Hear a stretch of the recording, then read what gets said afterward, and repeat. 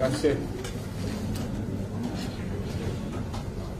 Pertamanya saya ucapkan terima kasih kepada Yang Berhormat alias Esko Kerajaan Negeri yang telah menyambut lawatan saya hari ini ke Negeri Terengganu, dan saya bercadang untuk mengeratkan lagi kerjasama antara Kementerian Kesihatan Malaysia dan Kerajaan Negeri Terengganu supaya kita dapat utamakan fasiliti kesihatan di Negeri Terengganu dengan hasrat untuk menjadikan rakyat Terengganu ini sihat sejahtera dalam semua aspek.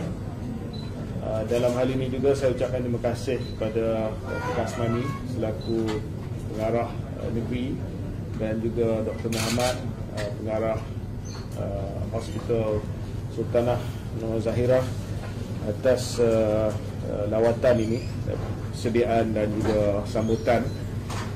Tujuan lawatan ini adalah untuk melihat kepada keperluan terutamanya di Hospital Sultanah Nur Zahirah HSNZ yang merupakan hospital negeri di Terengganu. Dan kita dapati ada beberapa projek yang merupakan projek yang segera diperlukan, memandangkan beberapa blok di HSNZ ini merupakan blok-blok yang sudah lama. Hospital ni pun usia dia adalah usia yang agak lanjut, dan kalau tidak dapat dilaksanakan kerja-kerja penambahbaikan, maka kita tidak akan dapat memenuhi keperluan perkhidmatan kesihatan untuk rakyat Negeri Terengganu, terutamanya untuk penduduk Kuala Terengganu dan kawasan-kawasan yang berhampiran. Oleh demikian, kita telah luluskan satu projek serta-merta, iaitu kerja-kerja naik taraf dan perbaikan Ward 8A. Ini bangunan utama.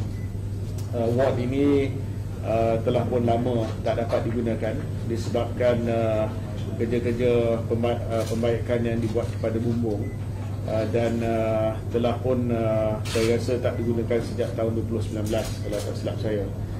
Dan kita telah meluluskan peruntukan hampir setengah juta untuk dinaik taraf ward tersebut supaya dapat ditambah baik dan juga dapat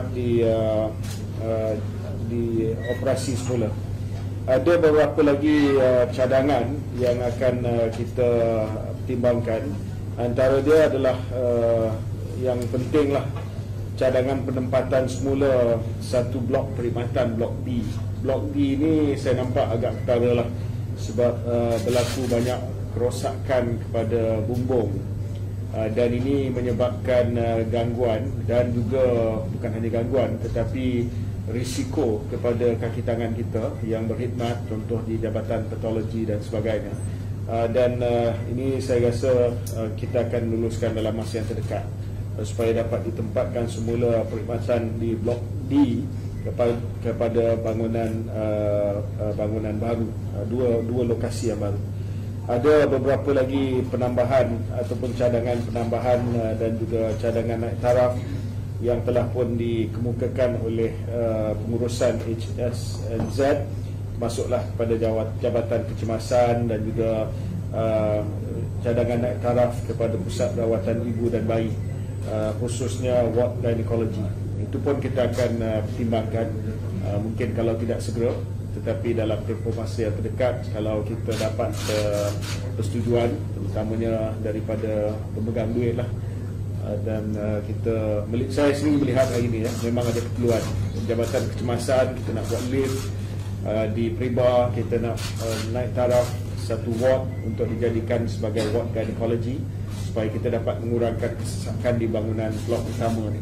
So ini semua dalam perancangan, dan saya yakin bahawa dengan sokongan daripada Datuk KSU kita akan dapat bawa berita yang baiklah tidak lama lagi nanti untuk warga HSNZ dan juga untuk rakyat Terengganu, sebab ramai dirujuk ke sini.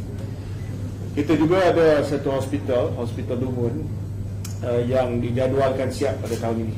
Jadi Hospital Dungun pun dah hampir 99%, cuma ada sedikit kelewatan yang akan saya usahakan supaya dapat diselesaikan tahun ini juga Hospital Dunia. Dari sudut isu-isu lain, ya, saya tadi telah buat lawatan ke klinik Hijrah di Kuala Nerus untuk melihat perjalanan operasi PPV offsite di sebuah klinik swasta yang telah pun didaftar di bawah Protect Health. Dan saya dapati bahawa penerimaan untuk PIK kanak-kanak masih lagi berterusan. Ramai yang datang untuk dos yang pertama. Mungkin mereka berpandangan sebab sekarang ini dah ada tarikh tamat program ini, 15 hari bulan Mei. Ibu bapa sedang mengambil kesempatan untuk datang dan untuk mendapatkan vaksin bagi anak-anak mereka. Saya ingin katakan bahawa PIK Kids di Terengganu mencapai kadar 13% daripada kanak-kanak yang layak telah pun menerima vaksin di bawah PIK Kids, iaitu Terengganu yang kedua paling corok lah, yang paling corok sekali Kelantan. Jadi saya minta sekali lagi kerjasama daripada ibu bapa di Terengganu untuk mengambil peluang, ya, sebelum 15 Mei. Dan seperti mana yang kita telah keluarkan setiap minggu angka-angka kesan sampingan yang dikeluarkan oleh Perkhidmatan Farmasi Kementerian Kesihatan Malaysia. Untuk PIK Kids ini, majoriti daripada kesan sampingannya sangat-sangat ringan, ya. Dan kalau ada 1-2 pun kesan sampingan yang perlu rawatan, mereka semua rawat dan pulih sepenuhnya. Dan dari segi kebaikan jauh lebih besar kebaikannya daripada risiko. Dalam perubatan ni kita cakap soal kebaikan berbanding dengan risiko. Kebaikan untuk mendapat vaksin untuk kanak-kanak melalui PIK Kids jauh lebih besar daripada risiko kesan sampingan yang ringan, contohnya sakit lengan, demam dan sebagainya. Itu pun untuk PIK Kids ni jaranglah kita dapat kesan sampingan yang sangat-sangat serius ataupun yang serius. Yang kedua berkenaan dengan dos penggalak. Dos penggalak ni dia tidak ada tarikh tutup program ni, kita akan teruskan sebab setiap hari masih lagi ada dalam 7-8 ribu di seluruh Malaysia lah yang menerima dos penggalak. Di Terengganu 46.3% telah menerima dos penggalak, ya. Jadi saya pun telah minta Datuk Dr. Kasmani tadi untuk tingkatkan usaha supaya dos penggalak ini dapat kita tingkatkan lagi liputannya, lebih-lebih lagi sebelum Hari Raya Aidilfitri. Kenapa saya sebut begitu? Sebab untuk Hari Raya ni, kerajaan dan Yang Amat Berhormat Perdana Menteri sudah memberi jaminan kepada keluarga Malaysia yang mereka boleh balik kampung. Tiada apa-apa sekatan, rentas negeri dan sebagainya. Maka kami di Kementerian Kesihatan pun puas hati dengan trend pandemik dan trend jangkitan sekarang ini tidak mengundang risiko yang besar. Lagipun hospital kita tidak berdepan dengan tekanan, tidak ada tekanan dari segi pemasukan hospital, tidak ada tekanan dari segi kemasukan ke unit rawatan rapi. Jadi kita yakin boleh balik kampung, boleh balik jumpa saudara mara. Tetapi lebih baik kita memberi perlindungan kepada ibu bapa kita, kepada warga tua kita, ya. Sebab kita balik kampung, kan anak-anak balik kampung, balik daripada Kuala Lumpur, balik Kuala Terengganu, balik Marang, balik Besut, balik Tipsi, ya. Dan kita tak tahu, mungkin kita bawa balik virus. Boleh saja kita buat test, tapi ada yang tak buat test. Jadi lebih baik kita pesan kepada ibu bapa kita, ambillah dos penggalak di klinik yang berdekatan, ya. Along nak balik ni, elok mak pergi ambil dos penggalak dulu. Manalah tahu Along bawa balik COVID ke apa, ya. Sebab kita tahu bahawa gejala yang buruk ini sangat-sangat banyak kita lihat di kalangan warga tua. Orang muda ni tak sangat, terutamanya Omicron lah. Mungkin para media pun kalau dah dijangkiti ataupun kenal kawan-kawan yang dijangkiti, dia boleh pulih di rumah saja. Tetapi kalau warga emas dia dapat, walaupun Omicron, dia ada risiko tinggi.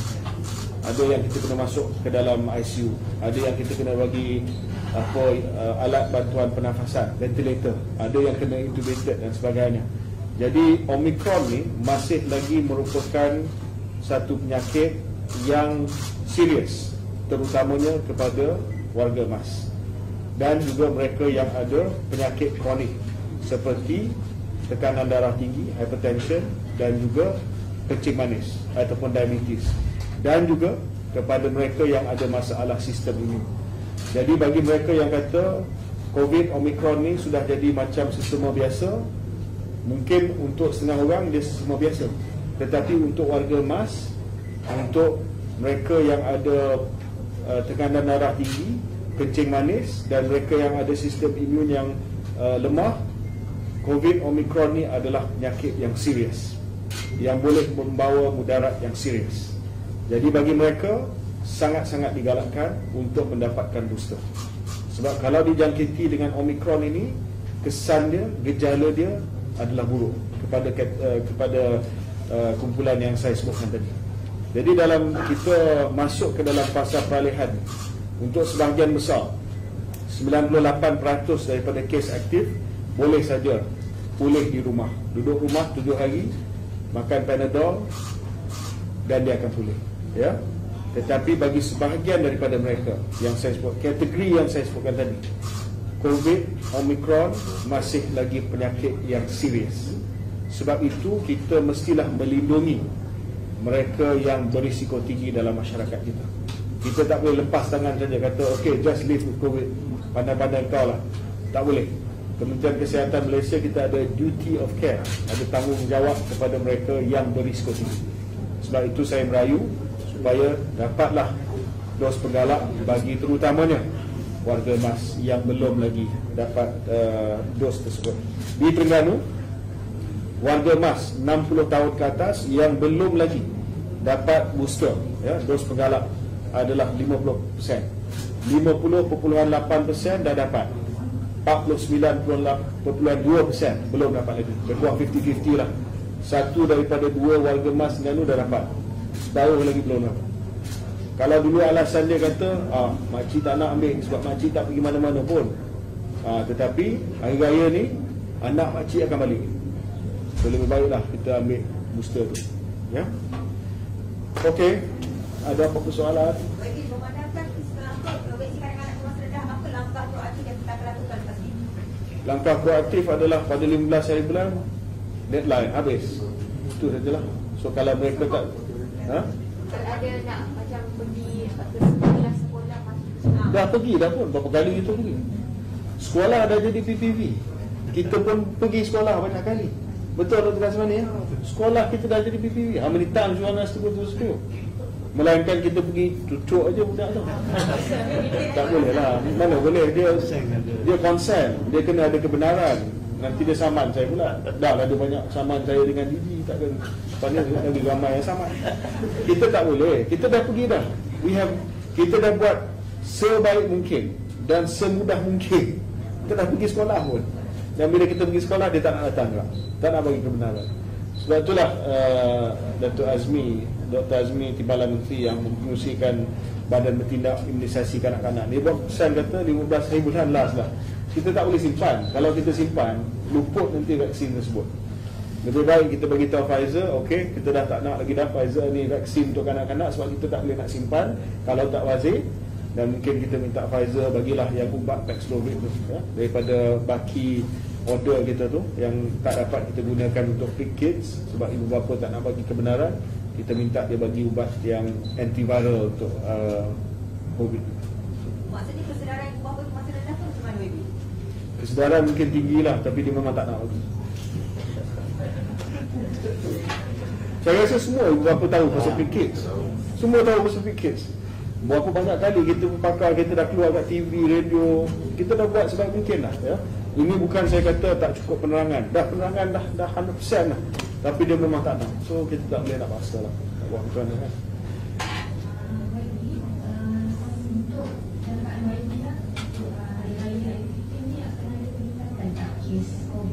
Kemudian satu lagi soalan, macam YB puas hati tak dengan pengambilan booster? Booster ni keseluruhan kita dah sampai 70%. Ya, memang sasaran awal kita 70%. Tapi memandangkan saya booster ni, saya lebih melihat kepada golongan warga emas. Ya. Warga emas booster pencapaian 77%. Ya, 77%. Kalau boleh saya nak sampai 90% ataupun lebih. Sebab yang lain ni elok dapat booster. Tapi bagi saya warga emas ni sangat-sangat mustahak mereka dapat booster untuk melindungi mereka. So kita akan usahakanlah untuk kita sampai ke sasaran 90% warga emas dapat booster. Sekarang ni 77%.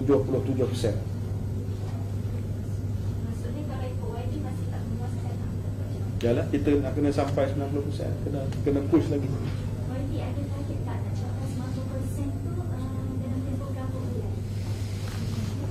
Kita tak adalah target, tapi saya harap dalam sebulan dua ni kita dapat sampai ke peringkat 90%. Ya.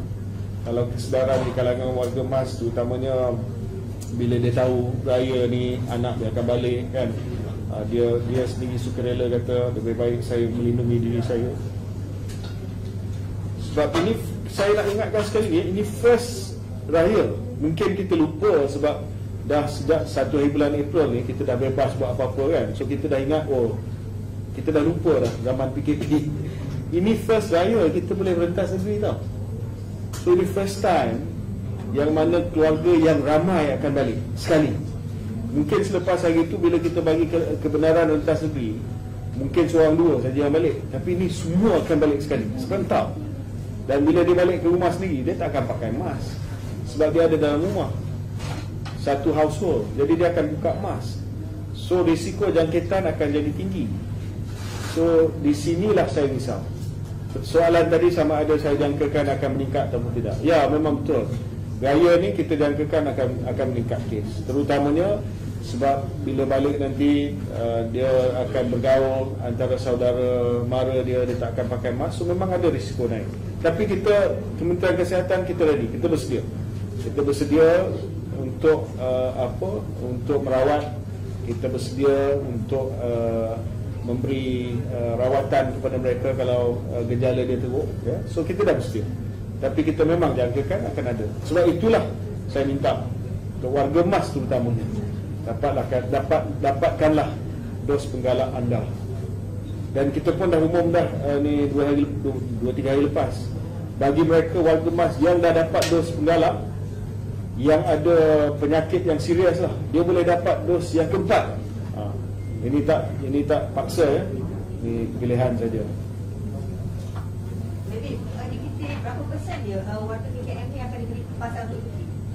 Kita akan bincangkan ni. Saya pun dah maklum pada KSU. Kita akan bagi, kalau 2 tahun yang lepas kita tak bagi ataupun jaranglah kita bagi cuti sebabkan pandemik. Tapi tahun ini disebabkan keadaan dah mula reda, kita akan start bagi balik cuti hari raya. Tetapi kita akan buat secara berjadual. Jadual itu sedang disediakan oleh Datuk KSU. Nanti kita akan maklumkan kepada warga KKM jadual percutian ataupun jadual cuti untuk hari raya. Anggaran berapa persen dia ready? Kalau kan mereka kata bimbang kita akan beri cuti kan? Kita cuba bagi sebanyak mungkin, tetapi kita kena tengok dari segi kes-kes, dari segi kapasiti hospital kita. So tak boleh saya umum hari ini. Kita kena tengok lebih dekat lagi dengan tarikh hari raya nanti.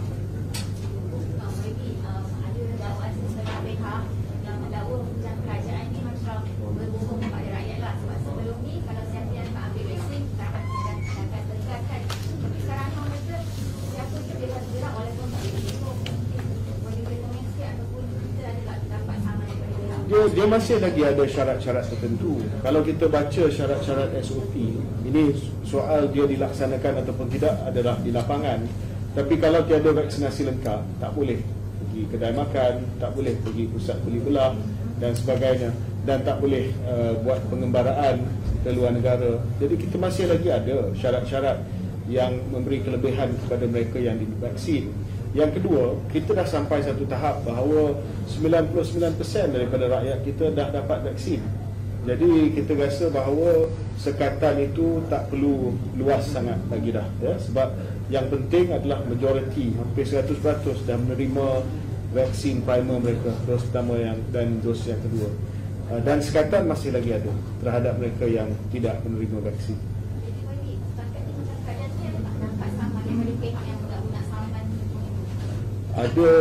Ada satu dua saman, tapi dia berkaitan dengan, ada seorang tu dia saman saya dengan Tan Sri sebab anak dia divaksin, tapi anak dia tu dibawa oleh suami dia, dan dia saman suami dia juga.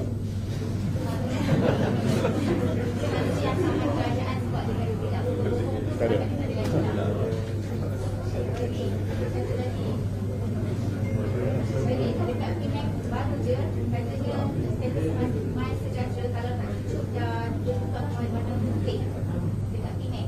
Penang?